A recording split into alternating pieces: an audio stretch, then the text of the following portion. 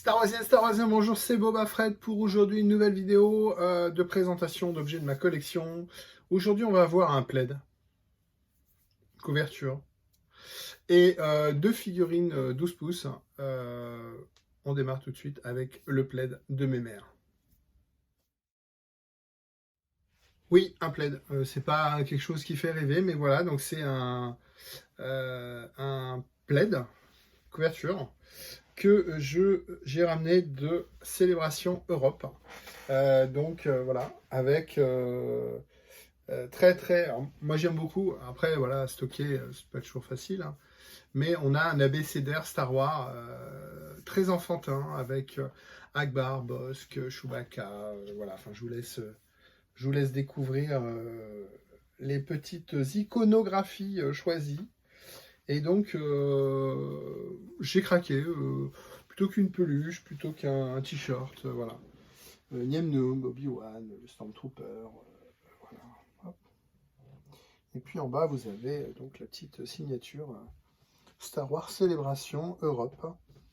Donc c'est un plaid, voilà, petit plaid de Star Wars, fun, qui fait à peu près 1,50 m de haut. Bon, c'est pas pour mettre sur les genoux devant la télé en regardant Star Wars, mais je trouve que c'est un petit objet original, sympathique.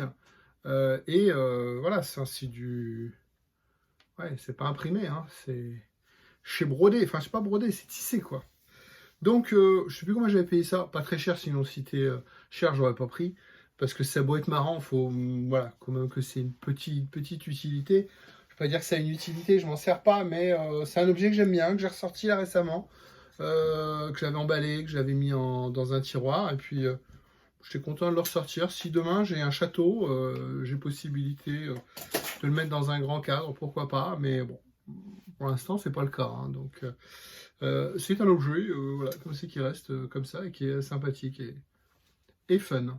Voilà, premier objet original dans une collection, un petit plaid.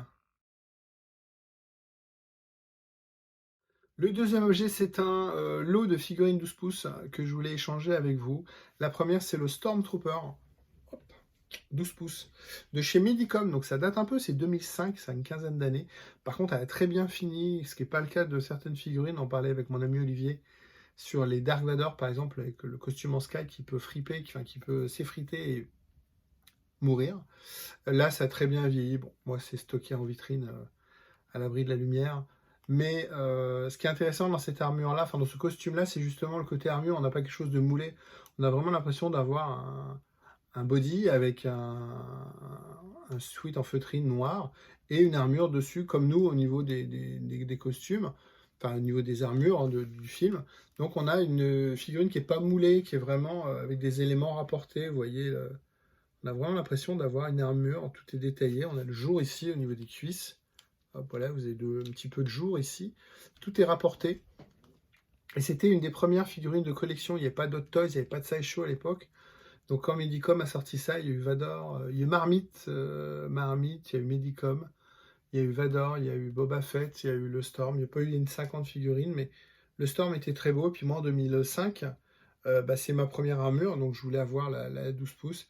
Et ça reste une chiotte belle figurine. Et donc elle a son Blaster E11, qu'on va détailler dans une autre vidéo, justement en comparatif avec la figurine suivante, puisque je vous ai parlé d'un duo de figurines.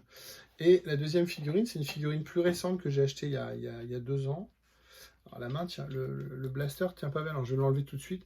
Le blaster, on va en parler après, donc c'est le même, c'est un E11, mais il est beaucoup mieux fini. C'est l'intérêt d'une autre petite séquence vidéo. Donc là, on a un Snow Trooper de chez Sideshow, donc beaucoup plus récent. Et ce qui est intéressant, c'est... Alors j'ai l'armure aussi, hein. Ce qui est intéressant, c'est tout le traitement du vieillissement qui a été fait, qui est très sympa. Moi, le mien, il est propre de chez propre. Il est sorti d'usine. Celui-là, il est comme dans le film, quoi. Il y a des traces d'impact, il y a des traces d'usure. Voilà. En termes de taille, le Medicom est un petit peu plus petit. C'est un problème des figurines d'époque. Moi, j'ai un Vador de chez Marmite ou de chez Medicom. Il est petit, il est pas grand, petit. Mais vous voyez, par rapport à l'autre, c'est pas normal qu'il y ait une différence de 15 cm. En proportion, évidemment, hein, ils sont pas... Et les deux sont 12 pouces, voilà. Et puis, je vous fais une petite séquence juste après. On va comparer les armes, et c'est intéressant, on est sur deux périodes différentes, il y a 15 ans d'écart. Ouais, il y a presque 15 ans d'écart entre les deux. Ça se voit pas trop au niveau des figurines, puisqu'elles sont toutes les deux représentatives du film, hein. Un Storm, un Snow, voilà. Il y en a un qui est propre, il y en a un qui est sale, mais comme dans le film. Par contre, au niveau des guns, vous allez voir, c'est vachement intéressant de comparer le travail qui a été fait. Alors, on se retrouve pour une séquence complémentaire. Je vous propose donc de comparer ici deux blasters de figurines 12 pouces. Ici, nous avons donc le blaster E11 hein, du Stormtrooper, le célèbre blaster. Et la même arme, c'est un peu l'intérêt évidemment de ce comparatif. Voilà, la même arme en version Sideshow. Voilà, on va commencer par la brillante. Donc c'est un blaster qui date de 2005, c'est du 12 pouces. C'est bien fait, hein, on voit ici le comment on appelle ça, le grainé, on va dire, de la crosse. On a tous les détails, on a même ici un petit peu de gris pour faire la culasse, hein, je pense que c'est la partie culasse. Voilà, c'est bien moulé, c'est propre. Alors c'est tout noir brillant, c'est pas forcément la teinte ouais, brillant à voir. Mais on a un beau petit gun donc, qui date de 2005. Et ce qui est intéressant, c'est que le même gun, même échelle, hein, on est sur une figurine 12 pouces. Dans le premier cas, on était sur du Medicom. Ici, on est sur du Sideshow avec l'AT-AT.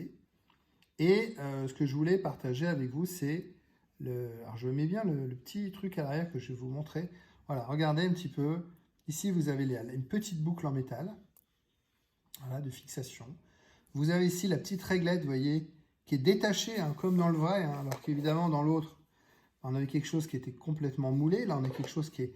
On a vraiment une reproduction au 1/6, donc au 12 pouces, d'un gun. Voilà, vous voyez même le trou, enfin tout est... C'est finement fait, c'est très joli. Il y a même les traces d'impact, les petites traces d'usure, vous voyez.